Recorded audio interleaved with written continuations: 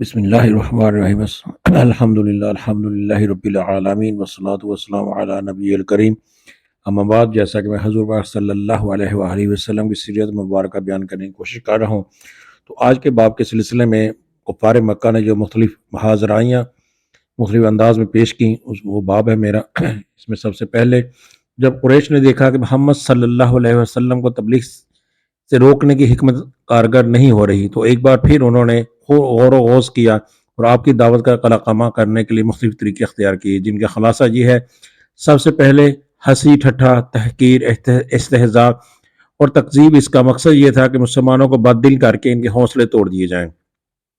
اس کے لیے مشرکین نے نبی صلی اللہ علیہ وسلم کا ناروا تہمتوں اور بیہودہ گالیوں کا نشانہ بنایا، نعوذ باللہ۔ چنانچہ وہ کبھی آپ کو نعوذ باللہ پاگل کہتے ہیں، جیسا کہ ارشاد ہے: وَقَالُوا يَا أَيُّهَا الَّذِي نُزِّلَ عَلَيْهِ الذِّكْرُ إِنَّكَ لَمَجْنُونٌ۔ ان کفار نے کہا ہے وہ شخص جس پر قرآن نازل ہوا تو یقیناً پاگل ہے۔ اور کبھی آپ صلی اللہ علیہ وسلم پر جادوگر اور جھوٹے ہونے کا الزام لگاتے، چنانچہ لاریب کتاب میں ارشاد ہے: وَعَجِبُوا أَن جَاءَهُم مُنذِرٌ مِّنْهُمْ وَقَالَ الْكَافِرُونَ هَٰذَا سَاحِرٌ كَذَّابٌ۔ انہیں حیرت ہے کہ خود انہی میں سے ایک ڈرانے والا آیا اور کافرین کہتے ہیں کہ یہ جادوگر ہے یا جھوٹا ہے۔ تو یہ کفار آپ کے آگے پیچھے پرغضب، منتقمانہ نگاہوں اور بھڑکتے ہوئے جذبات کے تحت چلتے تھے۔ ارشاد ہے: وَيَكَادُ الَّذِينَ كَفَرُوا لَيُزْلِقُونَكَ بِأَبْصَارِهِمْ لَمَّا سَمِعُوا الذِّكْرَ وَيَقُولُونَ إِنَّهُ لَمَجْنُونٌ۔ اور جب کفار اس قرآن کو سنتے ہیں تو آپ کو ایسی نگاہوں سے دیکھتے ہیں کہ گویا آپ کے قدم اکھاڑ دیں گے اور کہتے ہیں کہ یہ یقیناً پاگل ہے۔ اور جب آپ کسی جگہ تشریف فرما ہوتے اور آپ کے ارد گرد کمزور اور مظلوم صحابہ کرام رضوان اللہ علیہم اجمعین موجود ہوتے تو انہیں دیکھ کر مشرکین استہزاء کرتے ہوئے کہتے: اَهَٰؤُلَاءِ مَنَّ اللَّهُ عَلَيْهِم مِّن بَيْنِنَا۔ اچھا، یہی حضرات ہیں جن پر اللہ نے ہمارے درمیان میں ایسے احسان فرمایا ہے۔ جواباً اللہ تعالیٰ نے ارشاد کیا: أَلَيْسَ اللَّهُ بِأَعْلَمَ بِالشَّاكِرِينَ۔ کیا اللہ شکر گزار پسند نہیں کرتا؟ عام طور پر مشرکین کی کیفیت وہی تھی جس کا نقشہ ذیل کی آیات میں کھینچا گیا ہے: ان الذین اجرموا كانوا من الذین آمنوا يضحكون واذا مروا بهم يتغامزون واذا انقلبوا الى اهلهم انقلبوا فاكهين واذا رآهم قالوا ان هؤلاء لضالون وما ارسلوا عليهم حافظين۔ جو مجرم تھے وہ ایمان لانے والوں کا مذاق اڑاتے تھے، اور جب ان کے پاس سے گزرتے تو آنکھیں مارتے تھے، اور جب اپنے گھروں کو پلٹتے تو لطف اندوز ہوتے پلٹتے تھے۔ جب انہیں دیکھتے تو کہتے کہ یہی گمراہ ہے، حالانکہ وہ ان پر نگران بنا کر نہیں بھیجے گئے تھے۔ محاذرہ کی دوسری صورت یہ تھی کہ آپ کی تعلیمات کو مسخ کرنا، شکوک و شبہات پیدا کرنا، جھوٹا پروپیگنڈا کرنا، کلمات سے لے کر شخصیت تک کو واہیات اعتراضوں کا نشانہ بنانا، اور یہ سب اس کثرت سے کرنا کہ عوام کو آپ کی تبلیغ پر غور کرنے کا موقع ہی نہ ملے۔ چنانچہ یہ مشرکین قرآن کے متعلق کہتے تھے: اساطیر الاولین اکتتبها فہی تملی علیہ بکرۃ واسیلا۔ یہ پہلوں کے افسانے ہیں جنہیں آپ نے لکھوا لیے ہیں، اب یہ آپ صبح و شام تلاوت کیے جاتے ہیں۔ اسی طرح فرمایا: ان ھذا الا افک افترہ وعناہ علیہ قوم آخرون۔ یہ محض جھوٹ ہے جسے اس نے گھاڑ لیا ہے اور کچھ دوسرے لوگوں نے اس پر اس کی اعانت کی ہے۔ مشرکین نعوذ باللہ یہ بھی کہتے تھے: انما یعلمہ بشر۔ یہ قرآن تو آپ کو ایک انسان سکھاتا ہے۔ رسول اللہ صلی اللہ علیہ وسلم پر ان کا اعتراض یہ تھا: مالی ھذا الرسول یاکل الطعام ویمشی فی الاسواق۔ یہ کیسا رسول ہے کہ کھانا کھاتا ہے اور بازاروں میں چلتا پھرتا ہے؟ قرآن شریف کے بہت سے مقامات پر مشرکین کا رد بھی کیا گیا ہے کہ کہیں اعتراض نقل کر کے اور کہیں نقل کے بغیر۔ اسی طرح محاذرہ کی تیسری صورت یہ تھی کہ پہلوں کے واقعات اور افسانوں سے قرآن کا مقابلہ کرنا اور لوگوں کو اسی میں الجھائے پھنسائے رکھنا۔ چنانچہ نضر بن حارث کا واقعہ ہے۔ اس نے ایک بار قریش سے کہا: قریش کے لوگوں، خدا کی قسم تم پر ایسی افتاد آن پڑی ہے کہ تم لوگ اب تک اس کا کوئی توڑ نہیں لا سکے۔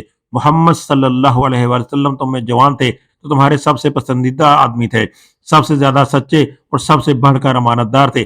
اب جب کہ ان کی کن پٹیوں پر سفیدی دکھائی پڑنے کو ہے اور وہ تمہارے پاس کچھ باتیں لے کر آئے ہیں تو تم کہتے ہو کوئی جادوگر ہے۔ نعوذ باللہ، نہیں باخدا وہ جادوگر نہیں، ہم نے جادوگر دیکھے ہیں، ان کی جھاڑ پھونک اور گھرا بندی بھی دیکھی ہے، اور تم لوگ کہتے ہو کاہن ہے۔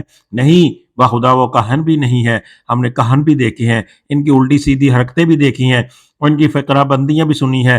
تم لوگ کہتے ہو شاعر ہیں، نہیں باخدا وہ شاعر بھی نہیں ہے، ہم نے شعر بھی دیکھا ہے اور اس کے سارے اصناف हिजिज रजिज वगैरह सुने हैं। तुम लोग कहते हो वो पागल है, नहीं बाखुदा वो पागल भी नहीं है, हमने पागल भी देखी है। यहाँ ना इस तरह की घुटन है, ना वैसी बहकी बहकी बातें, और ना इनके जैसी उल्टी सीधी हरकतें हैं। कुरैश के लोगों, सोचो, खुदा की कसम तुम पर जबरदस्त आफताब आन पड़ी है।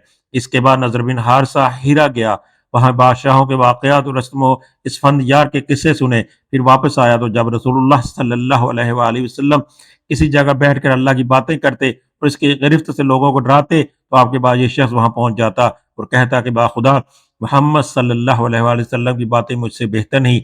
इसके बाद वो फारस के बादशाहों और उसमें इस बंदजार के किस्से सुनाता, फिर कहता हर किस बिना पर मोहम्मद सल्लल्लाहु अलैहि वसल्लम की बात मुझसे बेहतर है। इब्ने अब्बास रजी अल्लाह तआला अन्हु की रिवायत है ये कि नजर ने चंद लोंडियां खरीद रखी थी, और जब वो किसी आदमी से मुतल्लक बात करता तो नबी सल्लल्लाहु अलैहि वसल्लम की तरफ माइल है तो इस पर एक लोंडी मुसल्लत कर देता, जो उसे खिलाती पिलाती और गाने सुनाती, यहाँ तक कि इस्लाम की तरफ इसका झुकाव बाकी न रह जाता। इसी सिलसिले में अरशाद बारी ताला नाज़िल हुआ, व मिनन नासि मन यश्तरी लहवल हदीस लियुज़िल्ल अन सबीलिल्लाह। कुछ लोग ऐसे हैं जो खेल की बात खरीदते हैं ताकि अल्लाह की राह से भटका दें। इसी तरह महाजरा की एक चौथी सूरत थी सौदेबाजियाँ, जिनके जरिए मुशरिकीन की ये कोशिश थी कि इस्लाम और जहलियत दोनों बीच रास्ते में एक दूसरे से जा मिले, यानी कुछ लो और कुछ दो के असूलों पर अपनी बाज़ बातें मुशरिकीन छोड़ दें और बाज़ बातें नबी सल्लल्लाहु अलैहि वसल्लम छोड़ दें। कुरान पाक में इसी के मुतालिक इरशाद है, वद्दू लौ तुदहिनु फयदहिनून। वो चाहते हैं कि आप ढीले पड़ जाएं तो वो भी ढीले पड़ जाएं। चुनाचे इब्ने जरैर और तबरानी की एक रवायत है कि मुशरिकीन ने रसूलुल्लाह सल्लल्लाहु अलैहि वसल्लम को ये तजवीज़ पेश की कि एक साल आप इनके मबूदों की पूजा करें और एक साल वो आपके रब की इबादत किया करेंगे। आब्द बिन हुमैद की एक रवायत इस तरह है कि मुशरिकीन ने कहा, अगर आप हमारे मबूदों को कबूल कर लें तो हम भी आपके खुदा की इबादत करेंगे। इब्ने इसहाक़ का बयान है कि रसूलुल्लाह सल्लल्लाहु अलैहि वसल्लम खाना काबा का तवाफ कर रहे थे। असवद बिन मुतलिब बिन असद बिन अब्दुल उज़्ज़ा, वलीद बिन मुगीरा, उमय्या बिन खल्फ व आस बिन वाइल सहमी आपके सामने आए। ये सब अपनी कौम के बड़े लोग थे।